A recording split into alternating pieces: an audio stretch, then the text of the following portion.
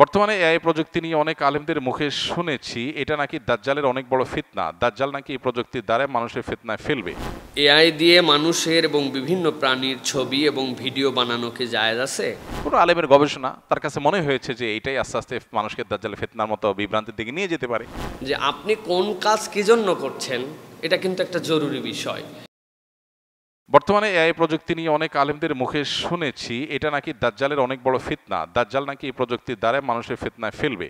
এই কথাটি কতখানি যুক্তিসঙ্গত তা কোন হাদিসের আলোকে পেশ করুন, আর এআই সম্পর্কে কিছু দিক নির্দেশনামূলক বার্তা দিন।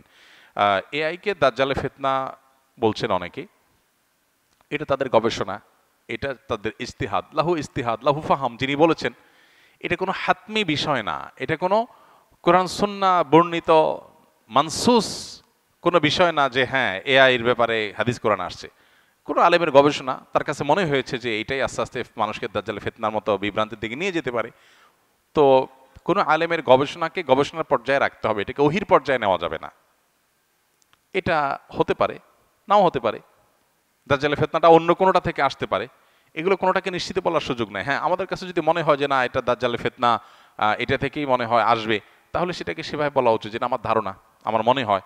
মানুষকে সতর্ক আমি করতেই পারি, বাট নিশ্চিতভাবে আমি বলে দিলাম এই রাইট আমার নাই, কারণ আমার কাছে ওহি আসে নাই এবং আমি এটা বলতে পারি না। অন্য কোনো ওই থেকেও দাজ্জালের ফিতনা আসতে পারে।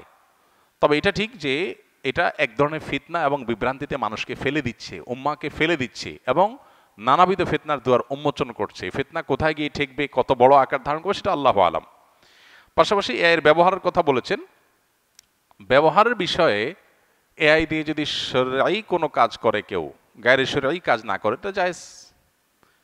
এটা একটা টুল বা এটা একটা টেকনোলজি, এটাকে ব্যবহার করে যদি শরিয়া নিষিদ্ধ নয় এমন কাজ কেউ করে তাহলে সেটা করতে অসুবিধা নেই। কিন্তু শরিয়া যেটা নিষিদ্ধ সেরকম কাজ যদি কেউ করে, প্রতারণামূলক কিছু করলো, কোনো সৃষ্টির অবয়ব তৈরি করলো, এমন কিছু করলো যেটা শরিয়া অনুমোদন করে না, তাহলে সেটা এআই দিয়ে করলেও নাজায়েজ হবে। অন্য কোনোভাবে করলেও কি হবে? নাজায়েজ হবে, হারাম হবে। এআই দিয়ে মানুষের এবং বিভিন্ন প্রাণীর ছবি এবং ভিডিও বানানো কি জায়েজ আছে? প্রথম কথা হচ্ছে ভাই, যে আপনি কোন কাজ কি জন্য করছেন এটা কিন্তু একটা জরুরি বিষয়। সুতরাং গড়ে আপনাকে মাসাইল ফতুয়া বলে দেওয়া যাবে না। এক লোক ডেইরি ফার্ম করে, ডেইরি ফার্মে কিভাবে তার পশুটা থাকবে, কিভাবে তাকে খাওয়াবে, খাওয়ারের শিডিউলটা কিভাবে হবে, বজ্র নিষ্কাশন কিভাবে হবে, মানে তার হচ্ছে বর্জ্য যেটা ময়লা নিষ্কাশন কিভাবে হবে, এইটার জন্য এআই এর কাছে একটা ইনস্ট্রাকশন দিছে, দিয়ে একটা ভিডিও বানাইছে। সে একটা পজিটিভ ভিডিও বানাই দিছে যে একটা গো খামারির জন্য কিভাবে তার স্ট্রাকচার তৈরি করতে হয়।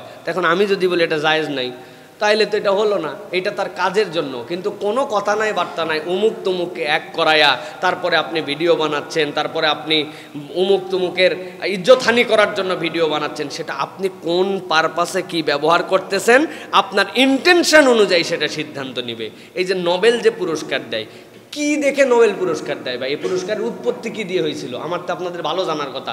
ডিনামাইট যে আবিষ্কার করছিল, ওই ডিনামাইটের আবিষ্কারের টাকায় না নোবেলের পুরস্কার, জানেন তো নাকি আপনারা? ডিনামাইট কি জন্য আবিষ্কার হয়েছিল? সারা দিন রাত কয়লা খনির মধ্যে 1 মাসের শ্রমিক যা কয়লা ভাঙতে পারতো, এক ডিনামাইট এক বিস্ফোরণে কয়লা এই পরিমাণ ভেঙে যেত। ওইটা জীবাশ্ম জ্বালানি, ওইখান থেকে আমরা নিয়েই তো আমাদের দুনিয়াকে আপডেট করছি। এখন না আমাদের ভিন্ন ভিন্ন জ্বালানি আসছে। ওইটার কাজ কি ছিল? এখন যদি কেউ বলে যে এই ডিনামাইট দিয়ে মানুষেরও ক্ষতি হয়, ট্যাঙ্কের মধ্যে ফেলে ট্যাঙ্কও বিস্ফোরণ করা, অর্থাৎ ডিনামাইট বানানো না জায়েজ, কথাটা কি তাহলে যৌক্তিক হবে ভাই? না। ঠিক একই রকম এআই দিয়ে আপনি কি কাজ করতেছেন এর উপরে।